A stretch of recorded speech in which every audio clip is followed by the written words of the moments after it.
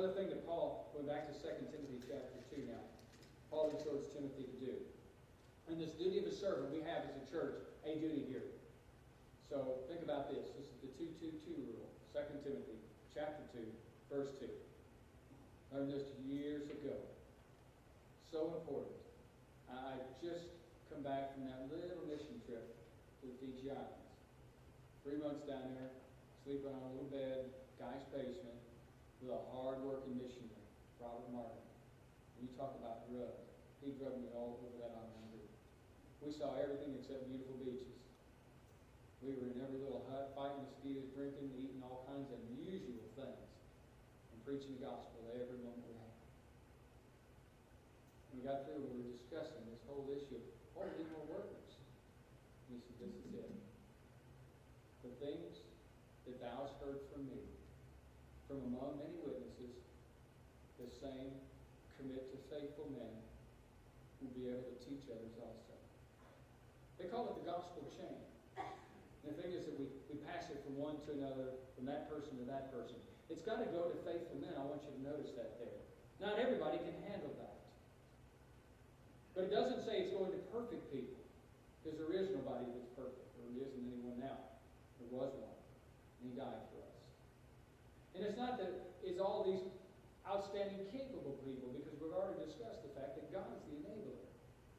It just says, the things that you've heard from me among many witnesses, commit to faithful men who will be able to teach others. See, faithful people can teach others. It doesn't have to be that these people are fluent in all these different things. They're just faithful in communicating God's word. And that's what we need to be. And we need to make sure that we keep passing that on to every generation, in both directions, whatever the age.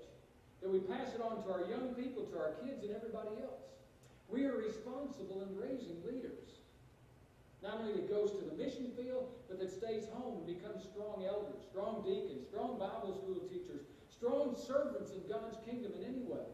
Faithful men who will be able to go around and tell somebody else. May not be a fluent. May not have that great English grammar. Just sit down and say, let me tell you about Jesus. We'll be able to teach others. Last couple points here. As we're talking about this, sometimes people call it passing the baton. Let's move on to verse 3 here. You must endure hardship as a good soldier of Jesus Christ.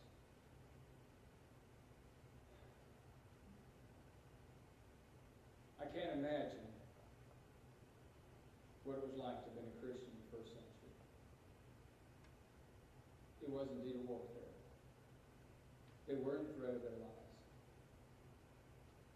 There were people who were sent to prison simply for the fact they were Christians. We hear about that. Very seldom do we ever know anyone that actually has been physically threatened. If they have in this country, it was an unusual occasion, usually by a family member or somebody. But for the most part, we don't hear about it. But Paul's writing from there where he's in jail because he's a Christian.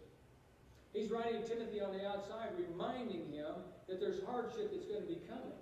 He doesn't say dodge the hardship or be careful with the hardship. He says endure the hardship. It makes you stronger. It makes those that are outside the prison, that's watching what's going on, understand the value of being a soldier. Paul's not pleading for his life, that brethren pray that he can break out of prison. He's not plotting some escape. Now there were a few times that they led him over the wall, we read in the book of Acts, in a basket, as they were about to take his life. But here he's inside the prison. And as he's writing this letter, he's emphasizing that I am still doing what I did on the outside. And you're going to have to do the same thing on the outside that I'm doing. So just buckle down, boy. Endure hardship as a good soldier. What an attitude we have to be able to do this. An adjustment here. be available. Isaiah, as he's writing about this great vision that he had as a young man, of this God that was there, and the angels and the seraphim that were flying all about him. And then God cries out, where can I send someone? Where can I get someone to go out into the world? And Isaiah speaks up and says, I'm here, send me. We need to have people willing and available, in spite of the fact there are hardships, despite the fact that it's difficult. Willing to accept uncomfortable situations, adjustments, and allowing our fears to be overcome by what God can do, and put ourselves out there regardless.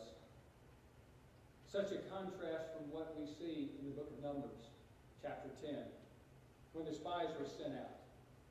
And it seems to be, if you're looking at percentages, that 80% of the people don't have the right attitude.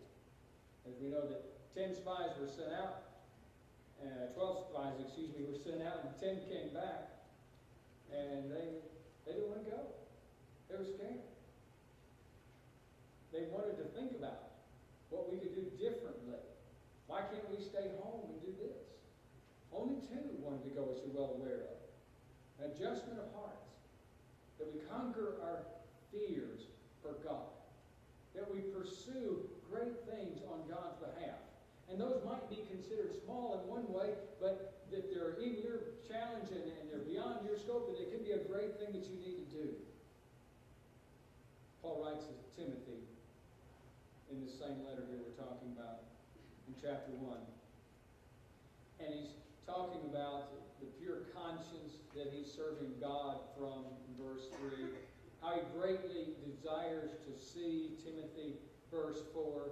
He remembers Timothy's tears, so obviously they sat there and wept as they left one another. He calls to remembrance, verse 5, Timothy's faith, which first of all came through his grandmother and eventually through his mother. And then he says in verses 6 and 7, I'm reminding you to stir up the gift of God which is in you through the laying on of my hands. That's a miraculous gift he's dealing with there.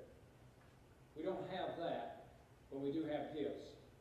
We do have abilities that God has given each one of us.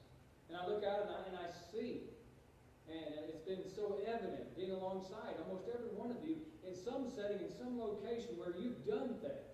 And maybe it was the first time you ever did that. Maybe it was the second time. Maybe you've been doing it regularly. But you're putting yourself out there and you're making sure that the gift that God gave you is being used. Paul's telling Timothy, I want you to stir it up. I want you to keep it going. I want to make this thing what it ought to be. That requires effort on our part. If we're just sitting back, lazily waiting, it won't happen. Stir it up, he says. And then he says, for the God has not given us a spirit of fear, but of power, and of love, and of a sound mind. Sometimes we're fearful of what's going on. We've seen that bumper sticker probably in years past. Haven't seen it much lately. It says no fear. And then they got the Tennessee version that says ain't scared. Whichever. God's saying, I'm with you. Don't fear. Don't fear because you're young, or because you're old, or because you don't feel like you're educated, or just go. Just be there. Just look up to heaven and say, God, I want to be what you want me to be. I'm going to be daring enough today to say, just put me out there, enable me to do it. Testing the heart. No fear. Verse 4, last point here as we talk about this, and I'll just mention it to you. 2 Timothy chapter 2. No one engaged in warfare entangles himself in the affairs of this life, that it may please the one who's enlisted him. We are soldiers. We are family of God. God has enlisted us. He's called us through the gospel. We stand with God. We can't tangle ourselves up with the world. We live in it. We utilize the things that are in it. but it cannot consume our minds. I love the word that he uses here, because as I visualize this, I think of this Gordian knot that I heard about years ago. And I saw some picture of Webster's when I was a kid. Some giant knot, just, it's got ropes just going every which direction. And the point is Gordian knot is so complicated that nobody can untie it. That's the way life can get sometimes. That we've got so much happening, we don't have time to fit God in. Paul says that doesn't work for a soldier. I don't know about you, Chris Miller. When we were overseas, we weren't allowed to wear anything except a uniform. Couldn't wear civilian clothes. Maybe you could. Occasionally, some guys would have some blue jeans shipped in. And if they showed up anywhere on the base for those, man, they get chewed out. Get those jeans off. Get your gear on, boy. You're a soldier. Man, we wouldn't call you a boy. Didn't want us to ever even think we were anything except soldiers. We'd lose our edge. We could be taken down. We could cause one of our friends to lose their life. We're living in the world. We don't get tangled up with it. Satan's goal is to take you down. He'll use good things to do it. Just allow him a foothold, and you'll move in. Duties of a servant. Be strong. Trust your God. Pass on the baton. Endure hardship. Live an untangled life. Some good things to do. The only thing we can do, really, and be a faithful servant. Look it over, think about it, read about it, pray about it. Ask God to make you. Open your eyes up. No matter how old or how young, what your gifts, great things can still be done. While you have breath and while you have life, God has a servant available. Why not say, "Here am I"? Send me. To close the lesson tonight with an invitation. Anybody that's not right with God, come to God while we stand.